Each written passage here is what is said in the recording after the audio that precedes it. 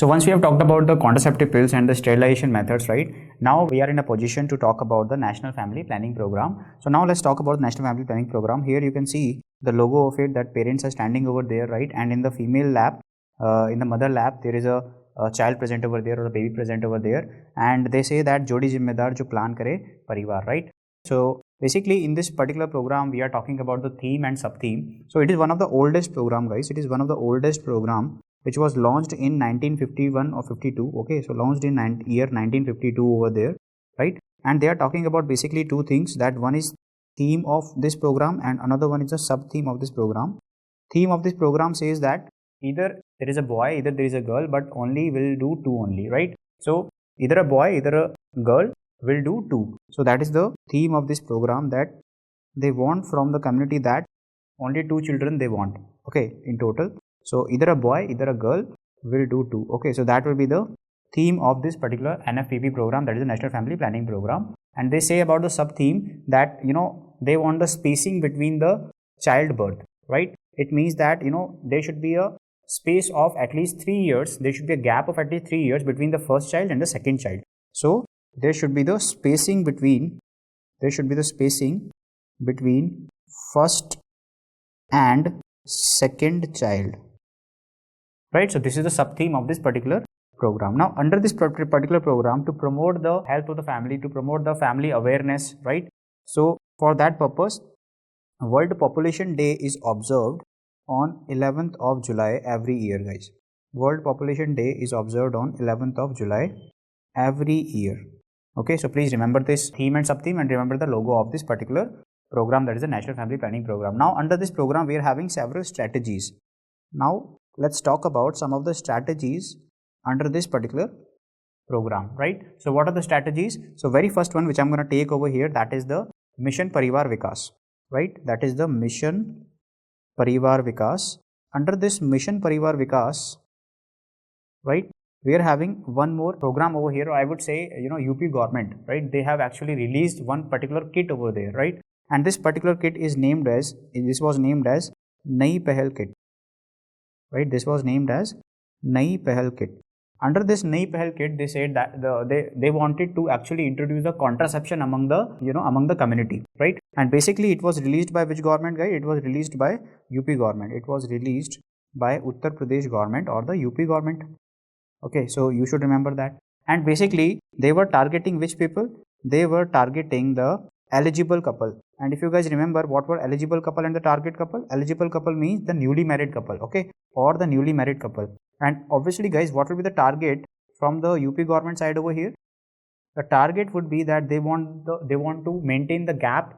They want to maintain the space between the first and the second child. Second thing over here is, what was the gap? 3 years. There should be 3 years gap between the birth of first child and the second child. And I told you that, in the planned family also, there is a concept of planned family. In the planned family also says that there should be a gap between first and second child of about 3 years, right? And there should be a gap between the marriage and the first child, right? The marriage and the first childbirth, there should be a gap of around 2 years, right? And for the same, we are giving the incentive to the Asha as well, if they are maintaining this particular gap. So basically, Nayi Pehal Kit was introduced by the government of UP. It was a state government, and basically in this particular kit, in the jute bag, they were giving to the villagers, right? They were giving to the people over there living in the community, basically in the Uttar Pradesh. And basically, they were giving the OCPs in it, they were giving the condoms in it, they were giving the mirror and some other, female things over there. So they were giving those kind of things in this particular jute bag over there. Okay, so this was the Nayi Pehal Kit. Second one which we are having in this one, okay, in the Mission Parivar Vikas. So first was this one, Nayi Pehal Kit. Second was Sarthi van. What is Sarthi van? Basically nothing, Sarthi van is a kind of a mobile van. Okay, it will be going to the doorstep of the villagers and the people over there, and they will be providing the health education. They will be providing the information regarding the contraception and other things over there. So that is the Sarthi van. That is the work of the Sarthi van. So basically, they will be, educating the people about health, right? They will be providing the educating people about contraception and all of these things, right? Educating people about health and the contraception and all, okay, by visiting their doorsteps. Okay, so that was the Sarthi van work. Okay, again, all of these programs are covered under the National Family Planning Program, right?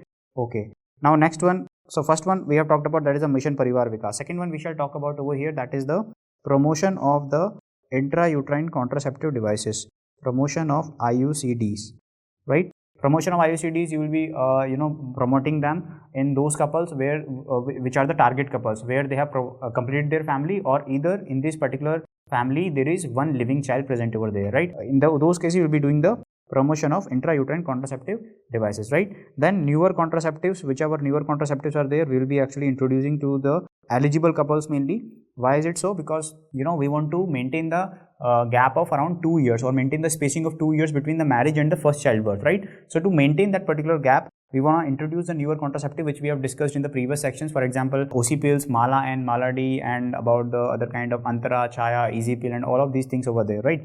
Okay, the fourth one over here which we shall talk about, that is the social marketing scheme. In the social marketing scheme, this is kind of a different scheme where the ASHA worker will be getting the incentive for that. This is the SMS scheme, right? Social marketing scheme. Basically, it is actually, the government of India is actually tying up with the social workers and the ASHA workers, okay? And with the help of these workers, right, they will be delivering the contraceptives to the villagers, basically, to their homes of the villagers, right? So basically, in this particular scheme, the ASHA workers or the social villagers, right? ASHA workers or the social workers, right? They will be delivering the contraceptives. They will be delivering the contraceptives to homes of villages, right? And for the same, they will be getting the contraceptive also. They will be getting the incentive for that as well. Okay. So what kind of incentive they might be getting over here? So they might be getting the rupee. Okay. So let me write over here. Right. So they might be getting the rupee one for delivering, one packet of condom, that will be having the 3 condoms over there in that particular packet, right? So over here, if they are delivering 1 packet of 3 condoms, right, then they will be getting 1 rupee. Or if they will be delivering the oral contraceptive pills or OCPs, then they will be getting the 1 rupee. Or in other case, if they are, if they will be getting rupee 2 if they will be delivering the easy pill to the doorstep of the people, right? If you will be successfully delivering it, right? Okay. Then we shall talk about the pregnancy kit over here. In the strategies only we are talking about. So fifth one, let's talk about, that is the pregnancy kit. And this pregnancy testing kit, it is actually from the government of India side. Pregnancy testing kit, right? In the pregnancy testing kit, we are talking about government of India released the pregnancy testing kit with the name of Nischay, right? Here you are seeing the logo of the Nischay over here. Here you are seeing this is the kit, right? And this is the packet of the Nischay, right? You can see in the English also, in the Hindi also, you can see that the name is written over here in the Nischay, and there is a photo of a woman over here, right? So this is a Nischay basically, and usually it is checking what? It is checking the urine beta HCG. That HCG means human chorionic gonadotropin, right? So that is, it is checking the 1-step HCG urine pregnancy, it can check over there, right? So that is the Nischay kit over here, which is provided by the government of India. Obviously it is free of cost. Right? So that is covered under which program again, guys? That is covered under National Family Planning Program. Sixth strategy which they are actually adopting over here, that is the health insurance, which is provided by the government of India in case if any one contraceptive fails from the government side. For example, OC pills, they were providing, the user were taking it, but still they got the pregnancy, right? They provided any kind of intrauterine contraceptive devices, copper T uses, or multi-load 375, copper T 380A, which we have discussed in detail in the last section, right? They are using, if any kind of user is using it and still they got pregnant. However, it is rare only, but in those cases, government of India will be providing the incentive for the same to the users, right? If any kind of contraceptive failure happens. So for that purpose, health insurance are available over there. Again, it is covered under National Family Planning Program. So for the contraceptive failure, incentive will be given from the government of India side, incentive for the contraceptive failure. Okay, so that will be covered from the government of India side under this program only, that is the National Family Planning Program, NFPP, right? Seventh one over here, which we shall talk about, that is the post-abortion counseling, right? After the abortion, which kind of contraceptive they should be using, right? And at what point of time they should be using, that is also very important. So that should be done by the healthcare professional again, guys. So post-abortion counseling over here, which we will be doing over there. Basically, if they can be using the OCPs, they might be using the condoms just after the abortion. Okay, they might be using it immediately. That is just after the abortion, they might be using it. No problem with that. Even after the abortion, they might be going for that. Okay. Now next method, okay, when they should be using the intrauterine contraceptive devices, right? So you should tell them IUCDs. So you should tell them that they might be using them within 12 days, right? Within 12 days of abortion, right?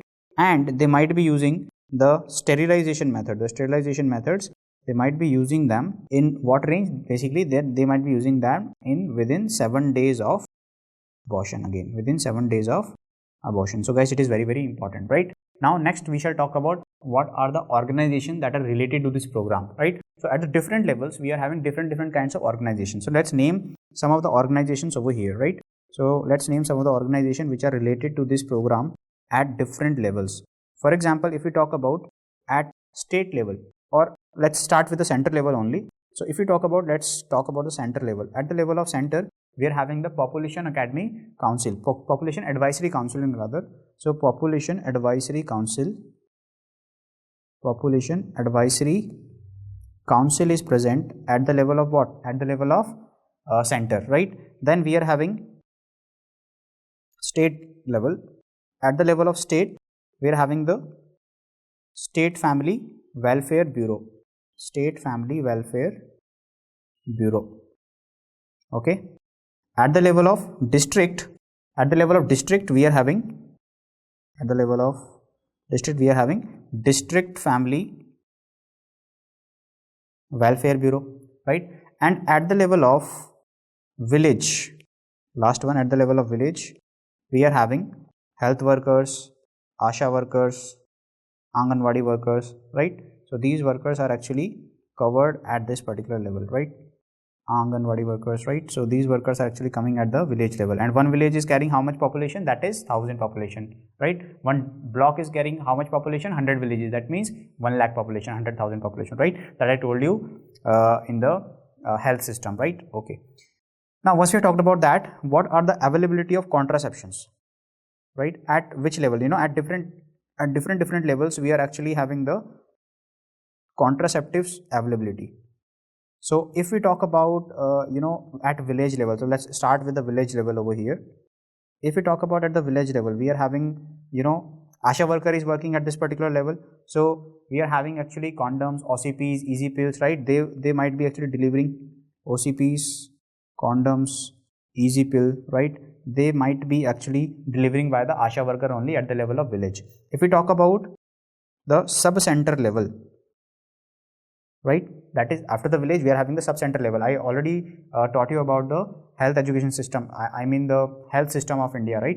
So healthcare system of India. At the level of sub-center, right, we are talking about IUCDs, the whatever the injection form is available with us, right, we will be giving them. So IUCDs and the injections, for example, we are having the DMPA injection in the form of Antara, right? So that will be provided at the level of sub-center, right? So ASHA will not be giving the Antara, basically that is the injectable form, and obviously the person will not be getting it on, right? Healthcare professional, healthcare worker will be providing it, or the staff nurse will be providing it, right? Okay. Now over here, third one would be at the level of PHC, and fourth one would be at the level of CHC, that is the community healthcare center. So at the level of PHC, vasectomy might be done, mini lab procedure might be done, and at the level of CHC, laparoscopic tubectomy might be done, or the tubectomies might be done by the specialist, right? That is by the trained gynecologist, obviously, right? Because at the level of CHC, we are having the availability of specialists, we are having the availability of surgeon, we are having the availability of gynecologist, we are having the availability of ophthalmologist, right? Anesthetist, right? So all of these people are present over there, right? Okay, so gynecologist is also present over there, so that's why tubectomies, that is a method of sterilization, might be performed over there. Okay, so once we have talked about that, now we shall talk about the cafeteria approach. So what is cafeteria approach, guys? Sometimes they ask you what is cafeteria approach. Cafeteria approach means this is actually taken from the cafe only. You know, in the cafe usually we are having the choice that whatever we want to eat, whatever we want to drink, we can actually choose that, and we shall be telling this to the waiter and they will be providing it, right? So cafeteria approach means we will be providing the choice to the user, choice to the people, that these are the choices in front of you for the contraception, and according to their need, according to their choices, they can choose their contraceptive. Okay, and this is called as the cafeteria approach. So basically over here the contraception choice is based on the user. So over here we are talking about that contraception choice is actually based on the user over here. I will not be telling the patient that you can use this contraceptive or this contraceptive. The patient will be telling me that okay, this contraceptive I want to use. I will be explaining all of the contraceptive, and whatever options they are available with, they can choose among that particular option, right? So contraception choice, basically it is actually depends on the user. So contraception choice is based on the user or based on the patient. Okay, second thing over here, it is actually used in the family planning practices, family planning clinics. Okay, understood? In the family planning clinics, we are actually doing that. Okay, so once we understood about that, now let's talk about some of the incentives which the ASHA worker is getting as an appreciation from the government of India. So incentive which are given to ASHA workers, right? Incentives to ASHA for maintaining the spacing, for maintaining the gap, right, between the first and second child and between the marriage and the first childbirth. So basically she will be getting 500 rupees as an incentive, right? 500 rupees as an incentive if she will be successfully maintaining the gap between the marriage and the second child. So for maintaining, right, right, gap between marriage, right, for maintaining gap between marriage and the first childbirth. And if we talk about this particular gap, the gap should be 2 years, right? If we talk about the gap should be 2 years. So 2 years gap between the marriage and the first childbirth, ASHA worker will be getting the 500 rupees as an incentive from the government of India, right? So then she might be getting 500 rupees for maintaining the gap between the first and second childbirth, right? First and second childbirth. Again, in this case, what will be the gap? If I'm talking about gap over here, then it will be the 3 years. So between first and second child, there should be a gap of 3 years, and between marriage and the first child, there should be a gap of at least 2 years. And that's how the family planning, planned family also says that about that only. And she will be getting even bigger incentive, ₹1,000, if a couple opts for permanent sterilization, that is vasectomy or tubectomy. But there is a condition that they should be having up to 2 children only. It's not that if somebody is having 5 children and then ASHA is asking for incentive, then it's not going to take place. Obviously they should be having either one living child or targeted or completed the family, or either up to 2 children only, either boy or either girl. Okay, so whatever it is, right? Now we shall talk about a very important act over here, that is the medical termination of pregnancy.